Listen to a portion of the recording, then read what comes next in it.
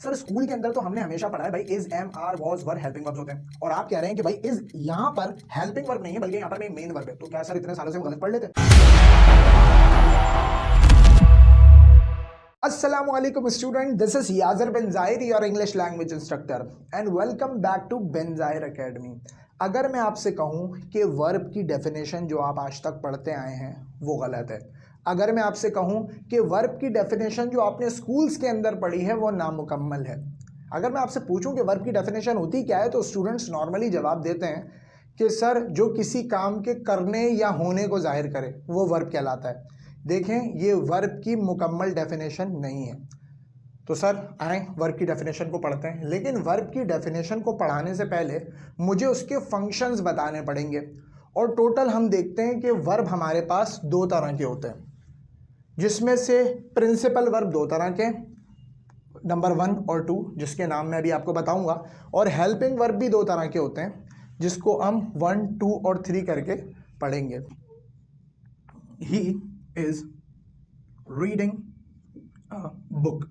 अगर हम रीडिंग की बात करें तो रीडिंग है हमारा प्रिंसिपल वर्ब या मेन वर्ब भी आप इसको कह सकते हैं, और इज जो है वो इसको हेल्प कर रहा है तो इसको हम कहेंगे हेल्पिंग वर्ब।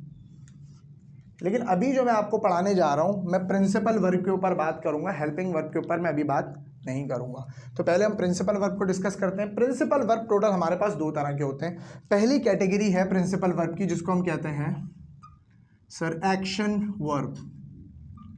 एक्शन वर्ब, ये है प्रिंसिपल वर्ब की पहली कैटेगरी, जिसको हम कहते हैं एक्शन वर्ब। देखिए, नाम से ही आपको समझ आ रहा होगा कि एक्शन वर्ब का मतलब है कि वो वर्ब जिसमें कोई ना कोई एक्शन पाया जाए। जैसे ये प्रिंसिपल वर्ब की कौन सी कैटेगरी थी? ही is reading a book. Reading एक एक्शन है, रीडिंग एक काम करना है, तो ये हुआ हमारा एक्शन वर्ब। और अगर मैं जुमले को ये कहूँ कि he is selling a book, तो जुमला यहाँ पे तब्दील हो गया और यहाँ पर एक्शन भी तब्दील हो गया। अगर मैं कहूँ यहाँ पर ही इज राइटिंग अ बुक, तो यहाँ पर फिर जुमला तब्दील हो गया।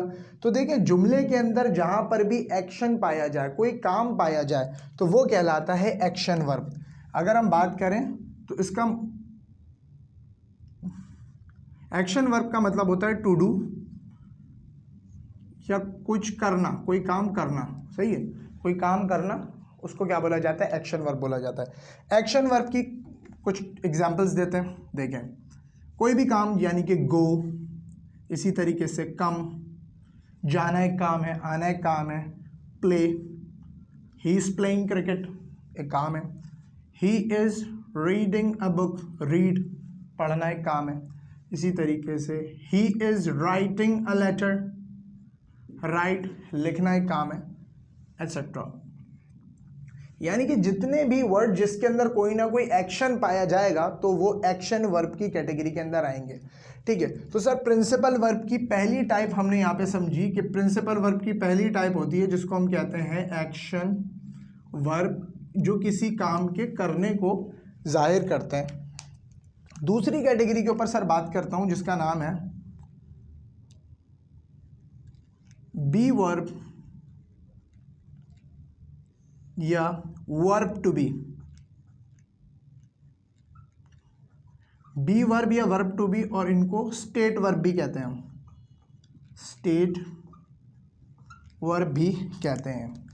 बी वर्ब या वर्ब टू बी, इनको हम स्टेट वर्ब भी कहते हैं। इनके तीन नाम हैं, दो जो हैं वो ग्रामेटिकल नेम है, बी वर्ब या verb to be grammatical name है, और अगर हम बात करें स्टेट वर्ब तो ये ग्रामेटिकल नेम तो नहीं है, लेकिन हाँ इसका कहना सही है। अब देखें, इसके लिए मैं एक एग्जाम्पल लाता हूँ। ही इज अ डॉक्टर, वो एक डॉक्टर है। मैं आपसे पूछता हूँ यहाँ पर इज क्या है? स्टूडेंट फॉरन बोलेंगे सर इज हेल्पिंग वर्ब होता है, बचपन से स्कूल्स के अंदर पढ़ते आ रहे हैं भाई, is, am, are, have, had, ये सारे हेल्पिंग वर्ब्स होते हैं।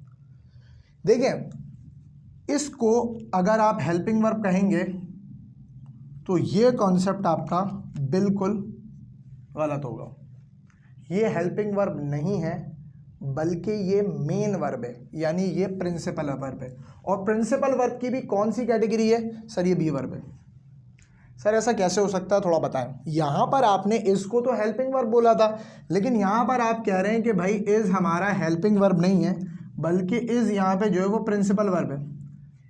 यहाँ पर आपने इसको हेल्पिंग वर्ब बोला और यहाँ पे आप इसको प्रिंसिपल वर्ब बोल रहे हैं। रीजन इसका बताएं। देखें, यहाँ पर ऑलरेडी एक प्रिंसिपल वर्ब मौजूद था, तो इज उसको हेल्प कर रहा था, इस वजह से हमने इसको कहा था हेल्पिंग वर्ब।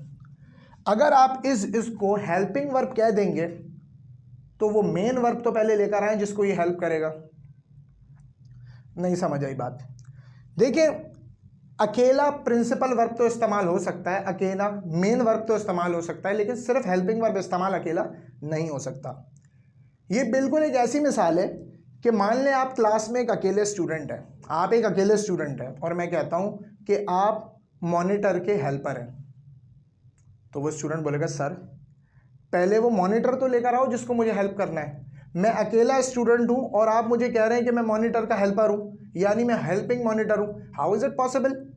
भाई इसी तरीके से ये वर्ब भी आपसे सवाल कर रहा है। ग्रामर के कानों से सुने और ग्रामर की आंख से देखें।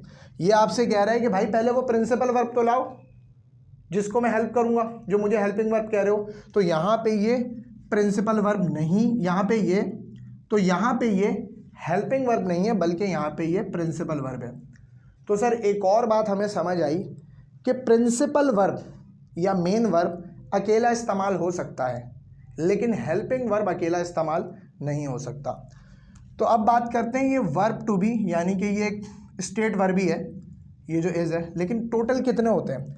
देखें, इसकी होती है first form, second form, third form और आती है सर फोर्थ फॉर्म। अच्छा देखिए, ये first form, second form, third form, fourth form, ये इसकी रैंकिंग है, ये इनके नाम नहीं है। सही, आगे वीडियोस के अंदर मैं आपको बताऊंगा कि इनके बाकायदा एक नाम भी होते हैं। ठीक, सबसे पहला है जो है बी वर्ब। अब बी एक इनफाइनाइट फॉर्म है, यानी कि इसमें ज़माना नहीं पाया जाता। इसकी प्रेजेंट फॉर्म की अगर हम बात करें तो वो होंगे इज, एम और आर। इसी तरीके से ये आएगा वॉज और वर। यहाँ पर आएगा थर्ड फॉर्म इसकी बीन और फोर्थ फॉर्म आएगी इसकी बीइंग। तो ये भी जो है वो एक इनफाइनाइट फॉर्म है, इनफाइनाइट फॉर्म है, यानी कि इसमें कोई ज़माना नहीं पाया जाता। और इज, एम, आर जो है वो इसकी प्रेजेंट फॉर्म है। तो देखिए, हमने अभी तक प्रिंसिपल वर्ब की कैटेगरीज पढ़ी। पहली थी एक्शन वर्ब और दूसरी थी बी वर्ब। ठीक, तो अब हम पढ़ने जा रहे हैं हेल्पिंग वर्ब। अब मैं स्टार्ट करने जा रहा हूं, यानी कि अब मेरा जो लेक्चर होगा वो सब लेक्चर हेल्पिंग वर्ब से मुताल्लिक होगा। स्टूडेंट से मैं रिक्वेस्ट करूंगा कि इस सबको कॉपी कर लें। अब हम बात करने जा रहे हैं हेल्पिंग वर्ब से मुताल्लिक, और हेल्पिंग वर्ब का दूसरा नाम ऑक्सिलरी भी होता है। हेल्पिंग वर्ब को हम ऑक्सिलरी भी कहते हैं। तो सबसे पहले बात करते हैं हम हेल्पिंग वर्ब के अंदर इसकी पहली टाइप की, जो है प्राइमरी ऑक्सिलरी। प्राइमरी, ये टाइप नंबर 1 जो है प्राइमरी ऑक्सिलरी। प्राइमरी का मतलब होता है फर्स्ट, यानी कि पहला ऑक्सिलरी, आप इसको कह सकते हैं। सर प्राइमरी ऑक्सिलरी, एक सेकंड सर, पहले तो हमने प्राइमरी ऑक्सिलरी का नाम ही आज तक नहीं सुना था, पहले इसको तो डिफाइन करते हैं। देखें, इसको मैं डिफाइन करूंगा, और आम तौर पे हम देखते हैं कि पाकिस्तान, इंडिया, बांग्लादेश में जो लिखी गई बुक्स होती हैं, या जो हमारे कंट्रीज़ के अंदर आमतौर पे टीचर्स पढ़ा रहे होते हैं, वो इस कॉन्सेप्ट को मिस कर जाते हैं। और ये कॉन्सेप्ट अगर आप देखना चाहते हैं तो ये कॉन्सेप्ट अवेलेबल है quick English reference book by J.S. Hopper के अंदर, और जॉनीस फूड की बुक के अंदर भी ये कॉन्सेप्ट आपका अवेलेबल है। प्राइमरी ऑक्सिलरी की टर्म आपको वहाँ पे मिल जाएगी। प्राइमरी ऑक्सिलरी क्या करता है sir? Primary auxiliary aspect of time को शो करता है। Primary auxiliary aspect of time को शो करता है। सर एस्पेक्ट ऑफ टाइम क्या होता है? भाई एस्पेक्ट ऑफ टाइम तीन तरह के होते हैं। पहला होता है जिसको हम कहते हैं प्रेजेंट, दूसरा होता है पास्ट और तीसरा होता है फ्यूचर। जैसे वक्त को देखने के एक जाविये होते हैं, वो वक्त जिसके अंदर अभी हम मौजूद हैं उसको हम प्रेजेंट कहते हैं, वो वक्त जो गुजर चुका है उसको हम पास्ट कहते हैं, और वो वक्त जो अभी आने वाला है उसको हम फ्यूचर कहते हैं। तो प्राइमरी ऑक्सिलरी का मेन फंक्शन क्या है कि वो एस्पेक्ट ऑफ टाइम को शो करता है। एग्जाम्पल लेते हैं, देखिए I write a letter, I write a letter. अगर हम यहाँ पे देखिए आई राइट अ लेटर, इसमें कोई ज़माना नहीं पाया जा रहा, यानी कि इस सेंटेंस को देखकर आप बता ही नहीं सकते कि ये प्रेजेंट का सेंटेंस है, पास्ट का सेंटेंस है या फिर फ्यूचर का सेंटेंस है। लेकिन सर अगर मैं यहाँ पे डू लगा दूँ तो ये प्रेजेंट बन जाएगा, I do not write a letter. अगर मैं यहाँ पे डिड लगा दूँ तो ये पास्ट बन जाएगा, और अगर मैं यहाँ पे विल लगा दूँ तो ये फ्यूचर बन जाएगा, I will not write a letter. तो सर ये जो सारे लफ्ज़ कहलाए जो एस्पेक्ट ऑफ टाइम को शो कर रहे हैं, वो सारे लफ्ज़ कहलाए हमारे प्राइमरी ऑक्सिलरी। क्या कहलाए? Primary auxiliary. प्राइमरी ऑक्सिलरी का काम क्या होता है कि ये एस्पेक्ट ऑफ टाइम को शो करते हैं। अब आते हैं हम हेल्पिंग वर्ब की टाइप नंबर 2 की तरफ, जो है टाइप नंबर 2 है जिसको हम कहते हैं linking verb. Linking verb.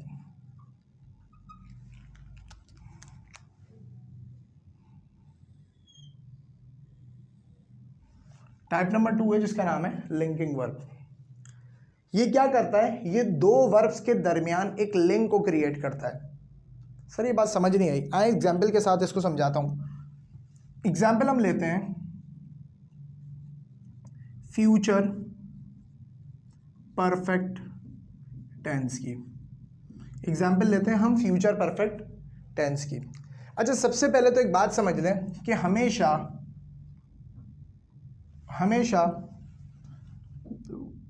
Will या शैल के बाद वर्ब की फर्स्ट फॉर्म आती है। हमेशा विल या शैल के बाद वर्ब की फर्स्ट फॉर्म आती है। अच्छा, फर्स्ट फॉर्म को इनफाइनाइट फॉर्म भी कहते हैं। पूरी इंग्लिश ग्रामर में जाके देख लें, विल या शैल के बाद हमेशा वर्ब की फर्स्ट फॉर्म आती है। और जब हम बात करते हैं एक्टिव वॉइस के अंदर थर्ड फॉर्म जब भी हम इस्तेमाल करते हैं तो उसके साथ हम देखते हैं कि हमेशा उसके साथ हैव, हैज़ या फिर हैड आता है। अच्छा सर, ये हैव क्या है? भाई हैव एक वर्ब की फर्स्ट फॉर्म है और हैड जो है वो वर्ब की सेकंड फॉर्म है। ठीक, स्टार्ट करते हैं। तो देखिए, सेंटेंस में आप लोगों के सामने लिखता हूं कि आई विल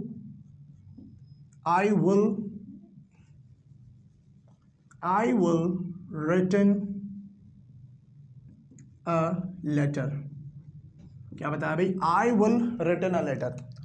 देखिए, फ्यूचर को विल शो कर रहा है। जैसे हमने पढ़ा कि विल क्या है भाई? हमारा विल प्राइमरी ऑक्सिलरी है। विल जो है वो एस्पेक्ट ऑफ टाइम को शो कर रहा है। ठीक है, इसी तरीके से वर्ब की थर्ड फॉर्म हमेशा परफेक्ट को शो करती है। तो यहाँ पर जो वर्ब की थर्ड फॉर्म है ये बेसिकली हमारा प्रिंसिपल वर्ब है, और प्रिंसिपल वर्ब में भी कौन सा वर्ब है? एक्शन वर्ब है। ठीक है, तो यहाँ तक ये जुमला मुकम्मल था। लेकिन सिचुएशन कुछ ये आ गई कि हमने कहा था कि भाई विल के बाद या शेल के बाद हमेशा वर्ब की फर्स्ट फॉर्म आएगी, और सर यहाँ हमारे पास जो है वो थर्ड फॉर्म आ रही है। रिटन वर्ब की थर्ड फॉर्म है, और वर्ब की थर्ड फॉर्म के साथ मैंने कहा था कि हमेशा हैव, हैज़ या हैड लगेगा एक्टिव वॉइस के अंदर। तो ये एक ऐसी सिचुएशन में हम फंस गए कि हम अक्सर अपने घर में देखते हैं कि ऐसे यहाँ पर एक स्विच होता है और ऐसे हमारे पास एक प्लग होता है।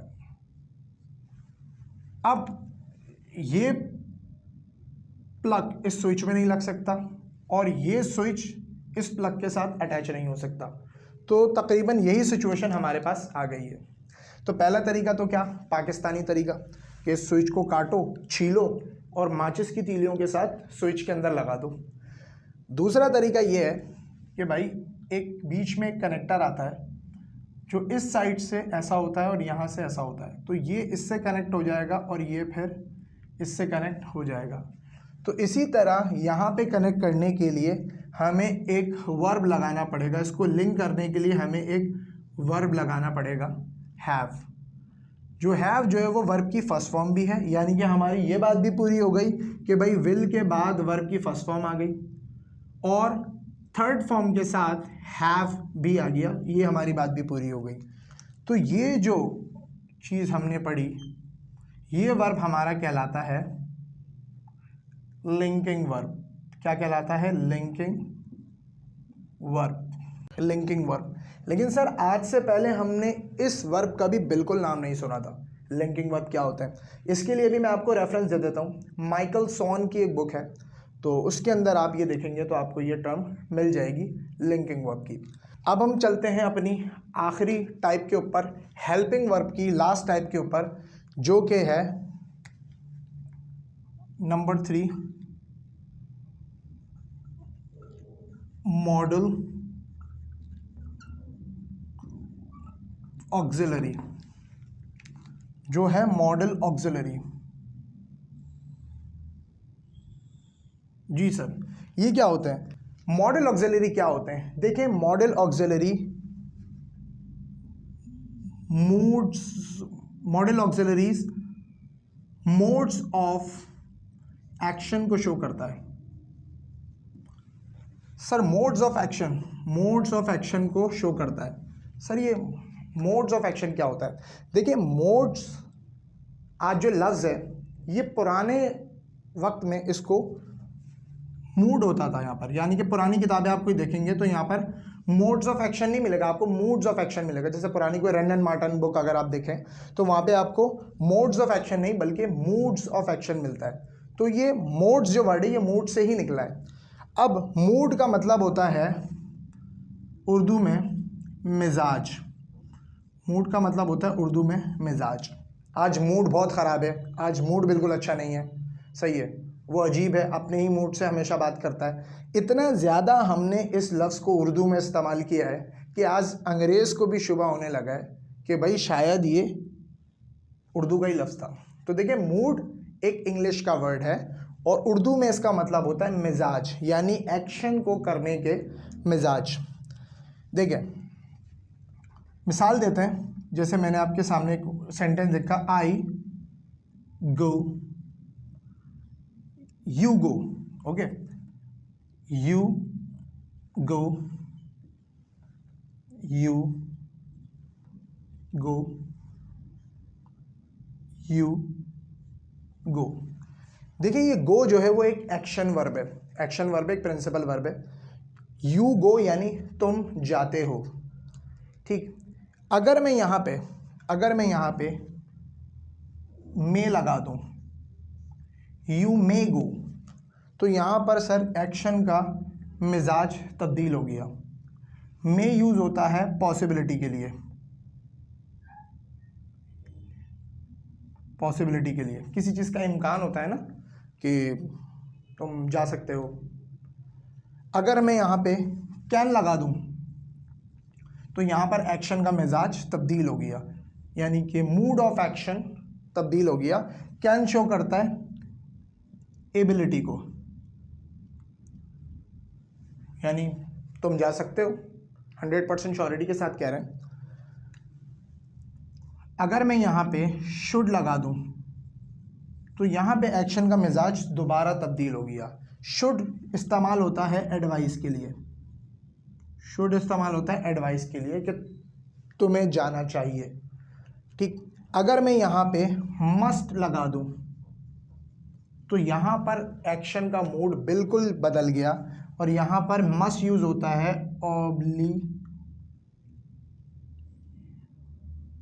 ऑब्लिगेटरी के लिए, कि तुम्हें ज़रूर जाना चाहिए, ज़रूर, एक तंबी किया जा रहा है कि जाओ। ठीक, तो आप देखें कि मोड्स ऑफ एक्शन या मूड्स ऑफ एक्शन के मिजाज को तब्दील करता है।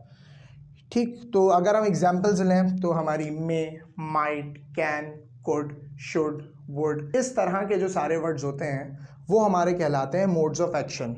तो आज हमने प्रिंसिपल वर्ब की 2 टाइप पढ़ी और हेल्पिंग वर्ब के अंदर पहली टाइप हमने पढ़ी प्राइमरी ऑक्सिलरी। हमने पढ़ी प्राइमरी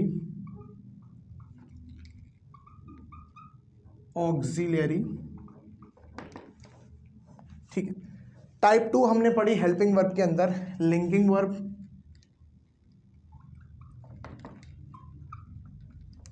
और टाइप 3 हमने पढ़ी मॉडल ऑक्सिलरी। Model auxiliary. तो ये टोटल वर्ब के 5 फंक्शन थे जो मैंने आपको पढ़ाए। अब फाइनली हम इतने मैच्योर हो चुके हैं कि अब हम वर्ब की डेफिनेशन को पढ़ सकते हैं और उसको समझ भी सकते हैं। अब जो आप वर्ब की डेफिनेशन को पढ़ेंगे आपको वो डेफिनेशन समझ आएगी। तो मैं स्टूडेंट्स से अगेन रिक्वेस्ट करूंगा कि आप इसको कॉपी कर लें, मैं बोर्ड रब करने जा रहा हूं। अब हम वर्ब की डेफिनेशन को पढ़ते हैं। Verb is a word, verb is a word which can show any action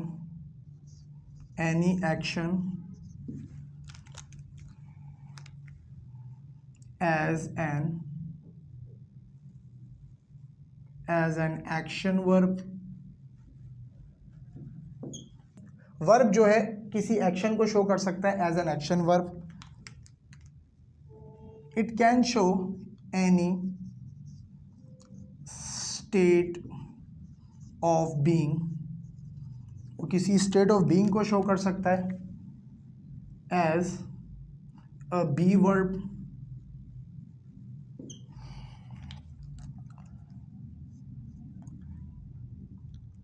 aspect of time,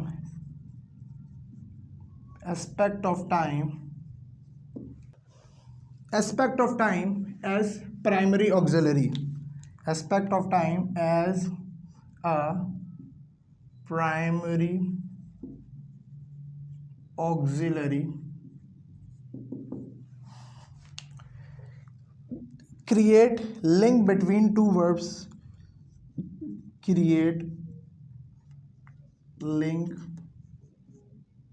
between two verbs, create link between two words as a linking verb, as a linking verb, and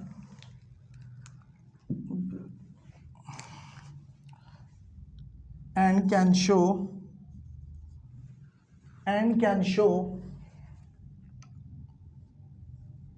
modes of action या moods of action as a model auxiliary। तो ये verb के total 5 function है जो इस definition के अंदर हमने कंप्लीट किए। Verb is a word which can show any action as an action verb, any state of being as a be verb, aspect of time as a primary auxiliary, create link between two verb as a linking verb, and modes of action as a model auxiliary। तो देखिए students, verb की ये definition जो मैंने आपको पढ़ाई, मैं मानता हूँ कि ये कॉम्प्लिकेटेड है और काफ़ी ज़्यादा डिटेल्ड डेफिनेशन है, लेकिन अगर आप एक्चुअल कॉन्सेप्ट पढ़ना चाहते हैं जो इंग्लिश राइटर्स ने बनाए हैं, जो असल में अंग्रेज़ी ज़बान के अंदर मौजूद है, तो वो एक्चुअल कॉन्सेप्ट यही है। तो मुझे उम्मीद है कि आज की वीडियो आपके लिए बहुत ज़्यादा इंफॉर्मेटिव रही होगी। तो मिलते हैं हम अपनी नेक्स्ट वीडियो के अंदर, तब तक के लिए अल्लाह हाफ़िज़।